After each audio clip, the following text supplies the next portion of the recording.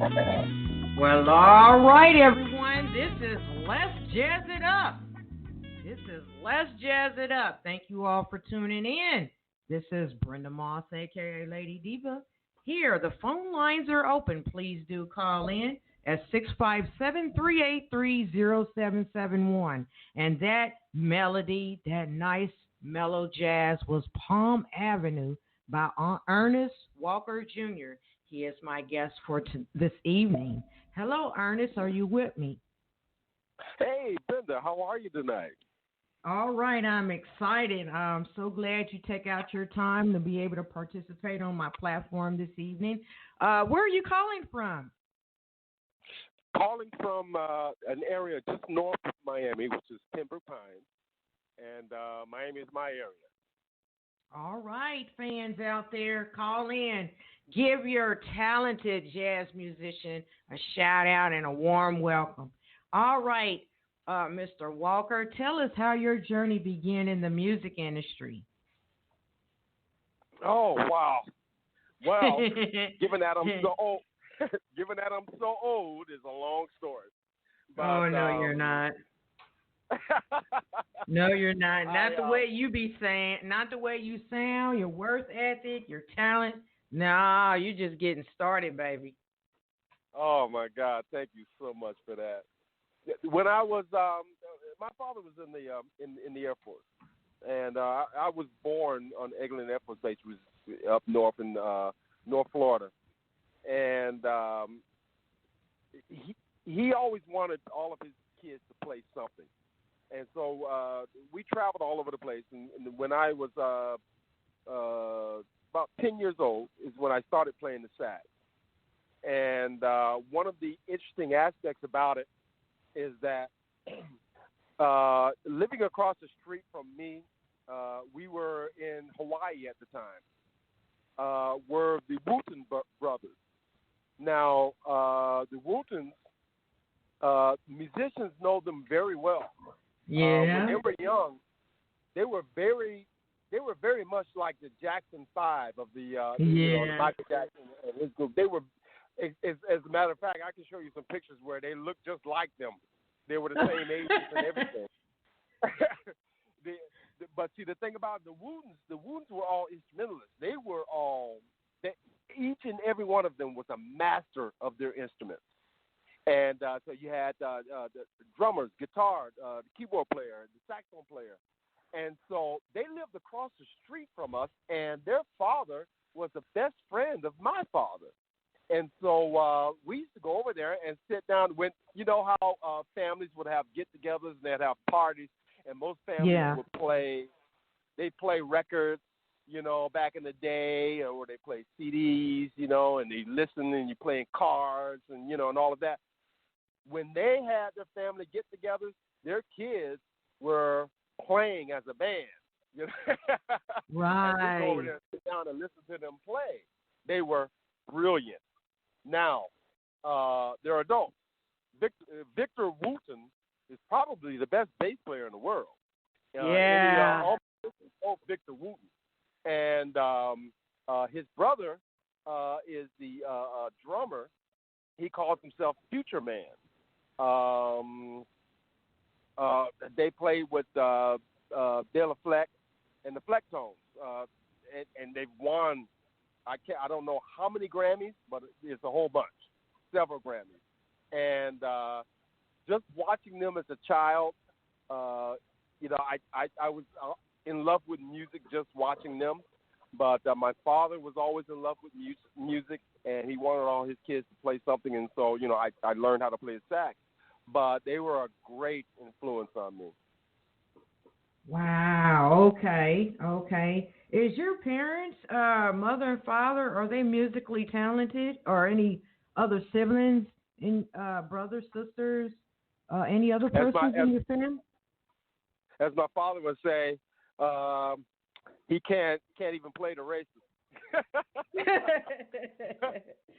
But he always he was a lover of music, R&B, blues, jazz, and he wanted all his kids to play something. There's four of us. I'm the oldest of four. I have two brothers, both passed away, and a sister. Now, we all learned something. I was the only one that kept on playing, but it was because of his influence. You know, he wanted us all to play something. And now my mother in high school, she played piano and flute. She wasn't a professional musician, but she had a strong knack, and that's where I got it from. And then I got my love of music from my father. Okay. That sounds just right. Sounds perfectly right. Yeah. Now you where you performed with different groups in each town where you were stationed when you joined the Air Force. What type of music you played? Was it just the classical jazz?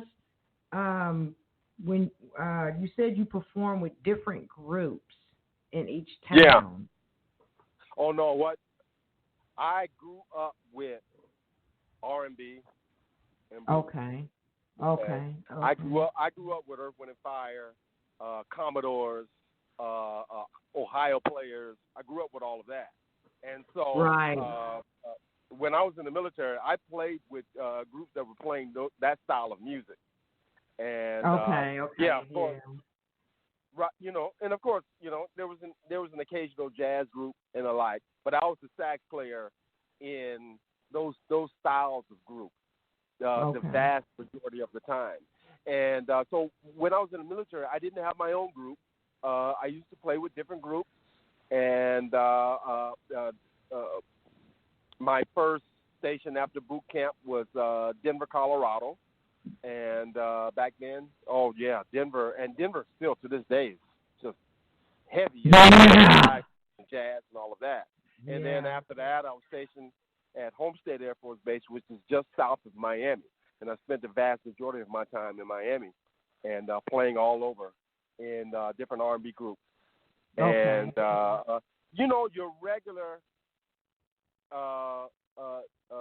on-call musician is what I was when I was in the military. And you know, a lot of musicians know exactly what I'm talking about. And also on top of that, studio. Done a lot of studio work. And so, you know, I made friends with some engineers. And if they need a sax player, they would call me up, and I go in and play. And I'm on some things.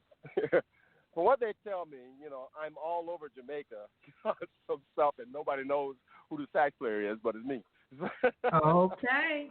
Well, and that's here you are. And that's because of the Miami connection. You know, we're heavy Caribbean, you know, and we're heavy Latin, we're heavy Cuban, and some of the best music you've ever heard. Right. And, so that's what I did when I was in the military, you know, before I got out. Okay. Well, thank you for all that information. Wow, you have quite few stories to tell. Quite few. Oh yeah. So when you were in elementary school, these are for the younger children want to always know. What was your first instrument that you played? When I first started, when I was 9 years old, and it was a guitar. And the number one reason I started was because my father loved B.B. King. Yeah. And so, loved B.B. King. And so there was a teacher, a music teacher at school who gave guitar lessons. And so he asked me, do you want to play guitar? I said, sure. And so I went in to her class and learned the guitar. Now, it was funny because everybody in the class had box guitars. They had nylon string, unamplified guitars, and I was the only one that went in there with an electric guitar with my own little amplifier. And I had to plug it up in the wall and all. Because that's what my dad bought me. Because my dad was like, B.B. King, let's do this. You know? Okay. Yeah. Wow, that is awesome. That's awesome. That is so awesome. You know, I'll never forget that teacher, even though I cannot to this day remember her name. But I'll never forget her because of the encouragement. Every single lesson, she just kept saying, oh, wow, you're playing so great. You're just fingering that just perfectly. Just, you know, and I, to this day, I still remember how good of a teacher she was. And wow. I think even more so than my father, she probably had that biggest influence on my falling in love with music, because I fell in love with the encouragement. And it's something that a lot of teachers, can take heed to.